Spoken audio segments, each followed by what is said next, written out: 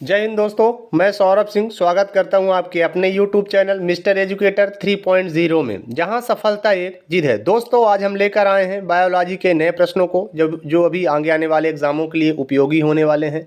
तो चलिए शुरू करते हैं प्रश्नों की श्रृंखला को।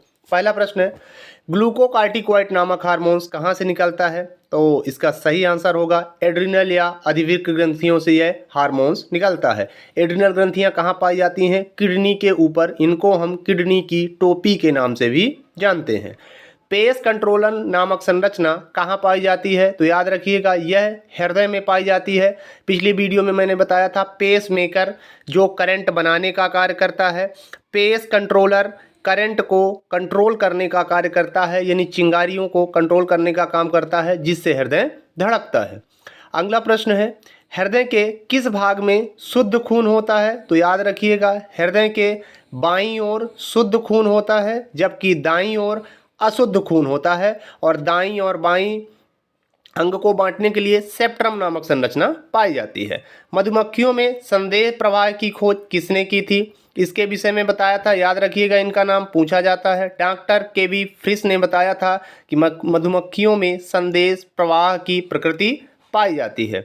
अगला क्वेश्चन है, रेशम कीट पालन किस पेड़ में किया जाता है? याद रखिएगा, जो शहतूत का पेड़ होता है उसमें रेशम कीट को छोड़ा जाता है, वह उसकी पत्तियों को खाता है और लार्वा के रूप में प्रोटीन या रेशम कीट देता है।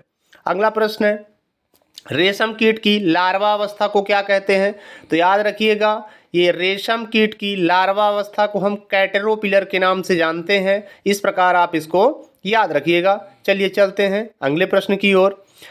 पृथ्वी का सबसे बड़ा स्तनधारी जीव का नाम क्या है? तो याद रखिएगा, पृथ्वी का सबसे बड़ा स्तनधारी जीव व्हेल मछली को कहते हैं।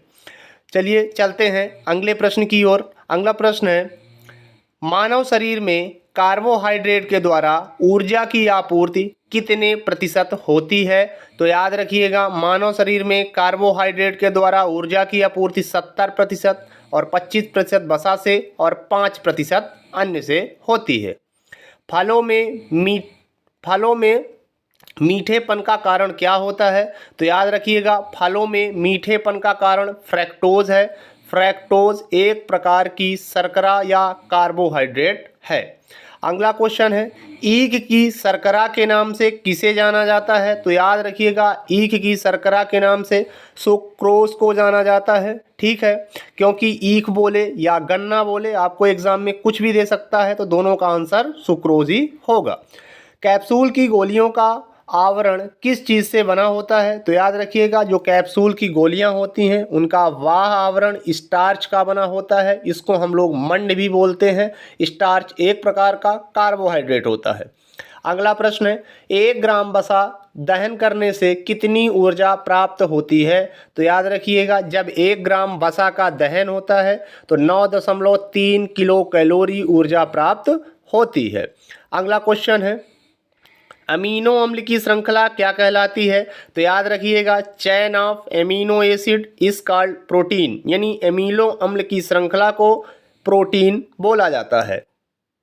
अगला प्रश्न है, दाल में कौन सा प्रोटीन पाया जाता है? तो याद रखिएगा, जो दलहन चीज़ें होती हैं या दाल वाली चीज़ें या किसी भी दाल का आपको नाम दे सकता है एग्जाम में, तो लगभग सभी दालों में जो प्रोलामाइन प्रोटीन पाया जाता है, इस चीज़ को आप याद रखिएगा। मानव शरीर की हड्डियों का निर्माण किस प्रोटीन से होता है? तो याद रखिएगा, मानव शरीर की हड्डियों का निर्माण ओसीन प्रोटीन से होता है। इससे मिलता जुलता नाम केसीन प्रोटीन है, जो दूध में पाया जाता है। अगला प्रश्न है, अंडे में प्रोटीन का कितने प्रतिशत होता है? तो याद रखेंगे, जो अंडा होता है उनमें 16 से 20% भाग प्रोटीन पाया जाता है। इसमें एल्ब्यूमिन नामक प्रोटीन मुख्य रूप से पाया जाता है। अगला प्रश्न है, सबसे लंबे समय तक क्रियाशील प्रोटीन किसमें पाया जाता है? तो याद रखिएगा, सबसे लंबे समय तक क्रियाशील प्रोटीन मछली में पाया जाता है और अंडे में सर्वाधिक क्रियाशील प्रोटीन पाया जाता है, जो कम समय के लिए कार्य करता है। अगला क्वेश्चन है, मानव शरीर में उपास्थियों का निर्माण किससे होता है? तो याद रखिएगा, कॉन्ड्रिन प्रोटीन होता है जिससे उपास्थियों का निर्माण होता है। उपास्थियां एक प्रकार की हड्डी ही हैं जो लचीली होती हैं। अगला क्वेश्चन है, किस विटामिन को हार्मोनल विटामिन के नाम से जाना जाता है? तो याद रखिएगा, कार्य की समानता के आधार पर विटामिन डी को हार्मोनल विटामिन के नाम से जाना जाता है, क्योंकि यह हार्मोन्स की भांति व्यवहार करता है। अगला प्रश्न है, रिकेट्स या सूखा रोग किस विटामिन की कमी से होता है? याद रखिएगा, यह विटामिन डी की कमी से होता है। यह रोग प्रायः बच्चों में होता है, जिसे हम अस्थि मृदुता के नाम से भी जानते हैं या सूखा रोग के नाम से भी जानते हैं। अगला प्रश्न है, रक्त का थक्का बनाने में कौन सा खनिज लवण कार्य करता है? तो याद रखिएगा, रक्त का थक्का बनाने में कैल्शियम कार्य करता है। यदि विटामिन पूछता है तो विटामिन के कार्य करता है। अगला प्रश्न है, पैलाग्रा नामक रोग किस विटामिन की कमी से होता है? तो याद रखिएगा, विटामिन B5 की कमी से पैलाग्रा नामक रोग होता है। पैलाग्रा नामक रोग एक त्वचा संबंधी बीमारी है और विटामिन B5 का नाम होता है पेंटाथेनिक अम्ल।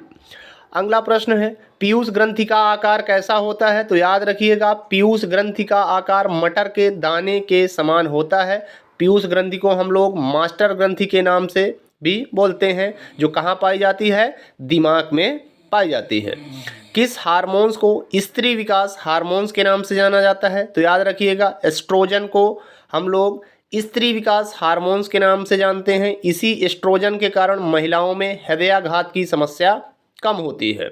अगला प्रश्न है, महिलाओं में गर्भधारण हार्मोन्स के नाम से किसे जाना जाता है? तो इसका सही आंसर होगा प्रोजेस्टेरोन नामक हार्मोन्स को हम लोग महिलाओं में गर्भधारण हार्मोन या उनके सभी लक्षणों को प्रदर्शित करने वाले हार्मोन्स के नाम से जानते हैं। पेड़ पौधों से प्राप्त वसा को किस श्रेणी में रखा जाता है? तो याद रखिएगा, पेड़ पौधे बोले या पादप समूह बोले, इससे प्राप्त वसा को हम लोग असंतृप्त वसा या अनसैचुरेटेड फैट की श्रेणी में रखते हैं। अगला प्रश्न है, दूध में पाए जाने वाले जीवाणु का नाम क्या है? तो याद रखिएगा, दूध में लैक्टोबैसिलस नामक जीवाणु पाया जाता है और इससे जो दूध का यह पाचन करता है या दूध को ग्रहण करता है और लैक्टिक अम्ल छोड़ता है। अगला प्रश्न है, पाचुरीकरण की क्रिया का संबंध किससे है? तो जो पाचुरीकरण की क्रिया होती है उसमें दूध में जो जीवाणु लैक्टोबैसिलस पाया जाता है उसको जीवाणु मुक्त बनाने के लिए लुईस पाश्चर ने एक क्रिया का प्रतिपादन किया था, जिसे हम पाचुरीकरण की क्रिया बोलते हैं। चलिए चलते हैं अगले प्रश्न की ओर। अगला प्रश्न है, थर्मल इंसुलेटर के नाम से किसे जाना जाता है? तो याद रखिएगा, थर्मल इंसुलेटर के नाम से हम लोग वसा को जानते हैं। जो वसा होती है मानव शरीर के ताप एवं वातावरण के ताप को बिल्कुल भिन्न बनाकर रखती है। इस प्रकार हम लोग वसा को थर्मल इंसुलेटर के नाम से जानते हैं।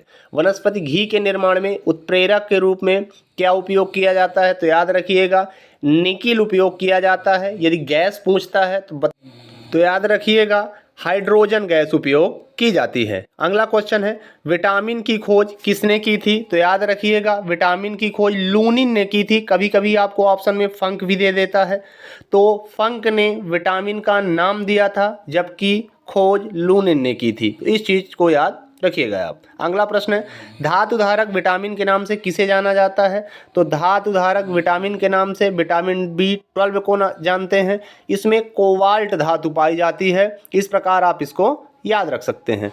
अगला प्रश्न है, रतौंधी नामक रोग में आँख का कौन सा भाग प्रभावित होता है? तो याद रखेंगे कि रतौंधी नामक रोग में आँख की रेटिना प्रभावित हो जाती है, जिसमें इसमें होता क्या रतौंधी में कि डिम लाइट में दिखना बंद हो जाता है।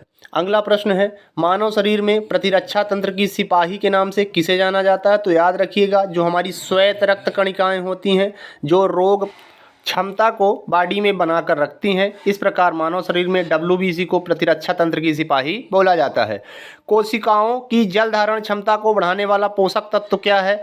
तो याद रखिएगा, सोडियम मानव शरीर में कोशिकाओं की जल धारण क्षमता को बढ़ाता है। तो चलिए चलते हैं अगले प्रश्न की ओर। अगला प्रश्न है, किडनी का आकार कैसा होता है? तो इसको याद रखेंगे, जो किडनी होती है मानव शरीर में 2 किडनियां होती हैं। किडनी को हम लोग वृक्क या गुर्दे के नाम से भी जानते हैं, जिसका आकार सेम के बीज के आकार का होता है। अगला प्रश्न है, हृदय का आकार कैसा होता है? तो याद रखिएगा, हृदय का आकार जो होता है बंद मुट्ठी के समान होता है? मानव शरीर में एक हृदय होता है जो वक्ष गुहा में बाईं ओर फेफड़े में स्थित होता है। अगला प्रश्न है, थायराइड ग्रंथि का आकार कैसा होता है? तो याद रखेंगे, थायराइड ग्रंथि का आकार कैपिटल एच के समान होता है। थायराइड ग्रंथि गले में पाई जाती है और थायरॉक्सिन नामक हार्मोन्स इससे स्त्रावित होता है। अगला प्रश्न है, जठर रस का स्त्रावण कहाँ से होता है? तो याद रखेंगे, जो जठर रस होता है उसका स्त्रावण जठर ग्रंथियों से होता है और जठर ग्रंथियाँ कहाँ पाई जाती हैं? अमाशय की दीवारों पर पाई जाती हैं या अमाशय में पाई जाती हैं। अगला प्रश्न क्षारीय माध्यम में भोजन को क्या बोला जाता है? तो याद रखेंगे, क्षारीय माध्यम में भोजन को काइल बोला जाता है। पिछले वीडियो में मैंने बताया था कि अम्लीय माध्यम में भोजन को काइम बोला जाता है। पूरा वीडियो देखने के लिए धन्यवाद। जुड़े रहिए हमारे YouTube चैनल मिस्टर एजुकेटर 3.0 के साथ, जहां सफलता एक जिद है। दोस्तों, चैनल को लाइक, शेयर और सब्सक्राइब करना ना भूलें। जय हिंद।